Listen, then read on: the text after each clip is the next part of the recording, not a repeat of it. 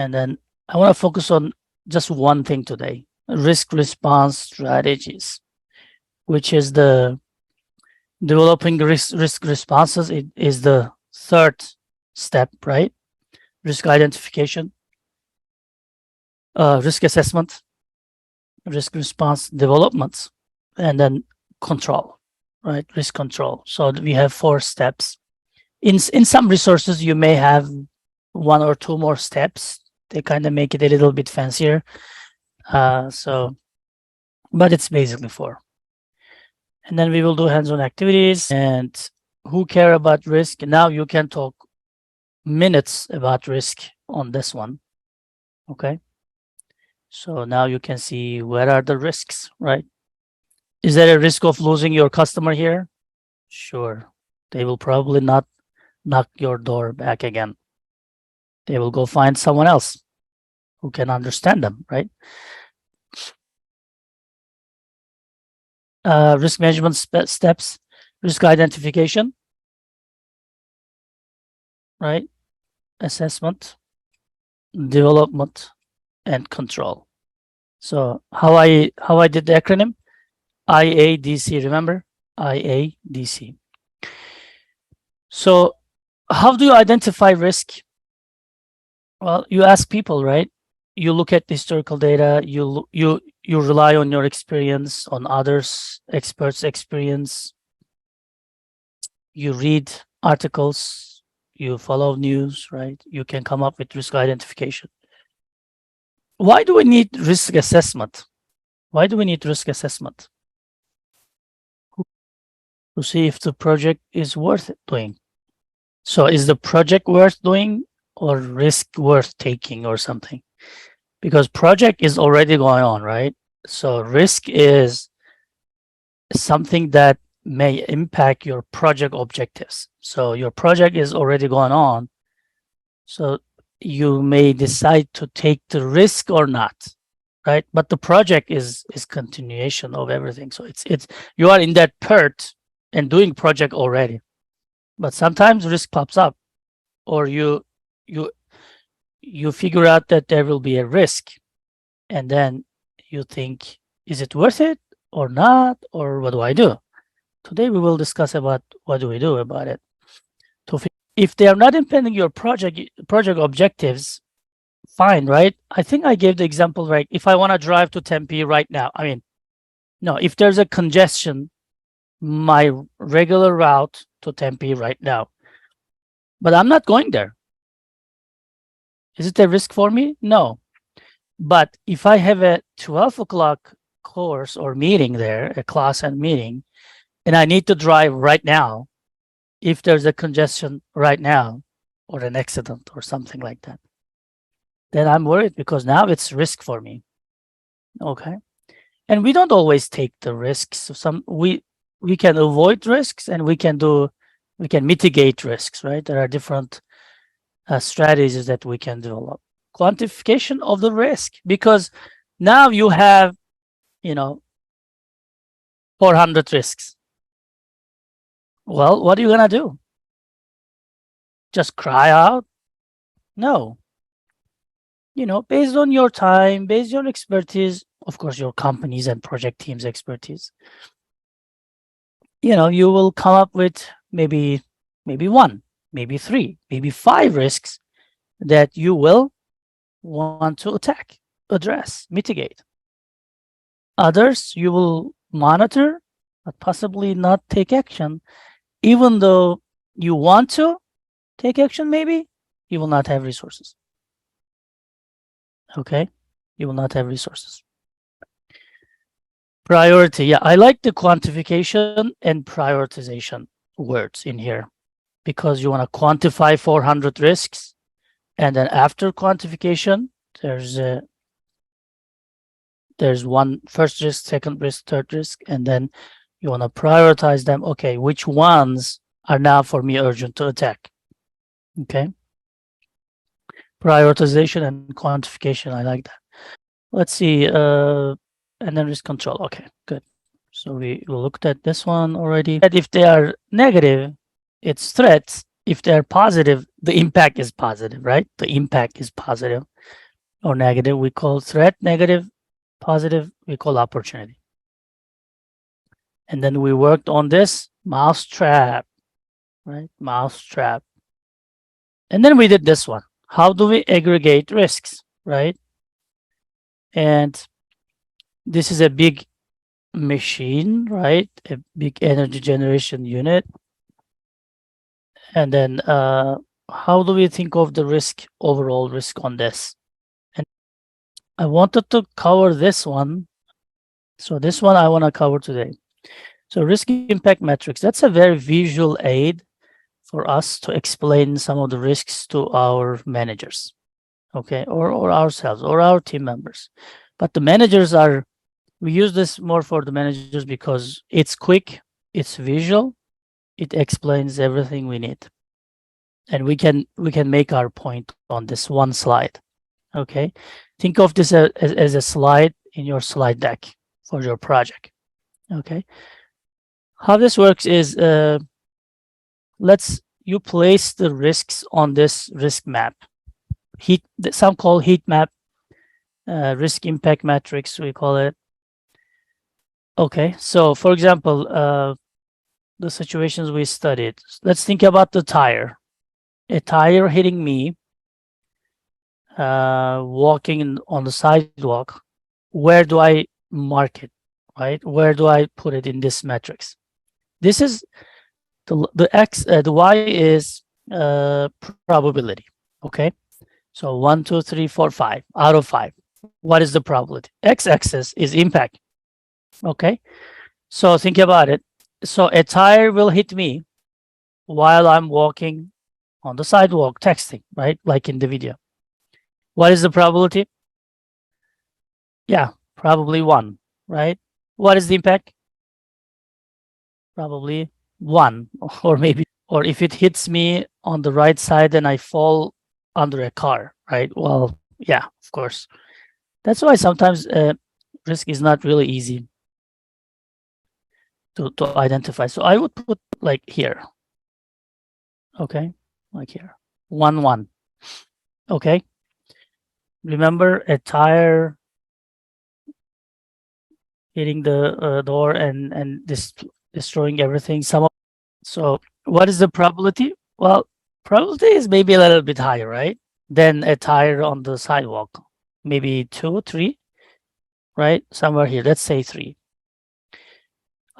Because it's highway, every minute trucks are going, Ramada is always there. The chance is really high, right? Like 3. What is the impact? I don't know, maybe 2, maybe 3. Not much, right? Not much. Well, it depends on where you are. The lady in the car was old and scared, but the people in the Ramada Inn were not really bad, right? But I want to put it maybe over here, right? Ramada Inn. I want to say, oh, why is this bad? Ramada Inn, right? The risk of, anyway, there's another risk, let's say, right? And then it's high chance, high probability, and high impact, right? Over here, whatever it is, right? So now you have, of course, others, let's say 10 risks in your project, right? And then what happens is, okay, so your manager, everybody in the meeting sees this one and then say, okay, what is your point? What do you want to say? You want to say whatever risk is in there in the 25. 25 comes from 5 times 5, right? So 4 times 4, 16, 3 times 3, 9, right? So you want to make your point and say, okay, I want help with this risk, whatever is this. Okay. Whatever is this, I need help because it's high chance to occur and then high impact. So we want to make sure that this is not happening, or if it happens, we want to make sure we're ready, right? But it matters how much we are prepared, and that's why today I want to discuss that. What can we do to prepare, and what is it called? So that's a good heat map, visual aid, risk impact matrix. Okay, so these are the labels, titles of what are those risk response strategies. Okay, So see two sides. So threats and opportunities. What was the threat? The threat was when the impact was negative. So opportunity and threat. So this is two sides, okay? Two sides. But as you can see, share is shared. Share is shared by both. Which one of the response strategies are shared by both? Shared, right? So you can avoid the threat, you can transfer it, you can mitigate it, and reduce fallback is also mitigation. You can share it and you can accept it. Okay, you can avoid, you can transfer, you can mitigate, you can share, you can accept. You are just about to graduate and then you delay your graduation for one summer. I mean, for the May, and then you're now graduating in December because you failed the class. What can go wrong in that one? What can go wrong? Because you delayed your semester. What can go wrong now? What's the likelihood, right? You want to come up with the likelihood, and then what are the consequences? So, what is the likelihood? Well, I'm hoping everybody get a job. Yeah, sorry. Yeah, everybody can get a job offer hopefully before they graduate, right? So that's maybe 25%. And then what are the consequences? I'm sure many of you did this one because that's our dream, right? Before you graduate, you want to land on a job. So what is the yeah, 3 months of salary, right? So giving up the opportunity is just three times, not actually three. So you're not graduating in May. If you graduated, you would get a job, right? So you lose June, July, August, September, October, November, December, and you're hoping maybe they will accept you in the January, right? Or else maybe in 7 months they will find someone else. Seven, okay, seven times seven, right? 49K, you lost. What else? What else can go wrong? Already going wrong because you already failed, right? More expenses, yeah. So housing, right? Now you would have to stay with that roommate. What is the chance?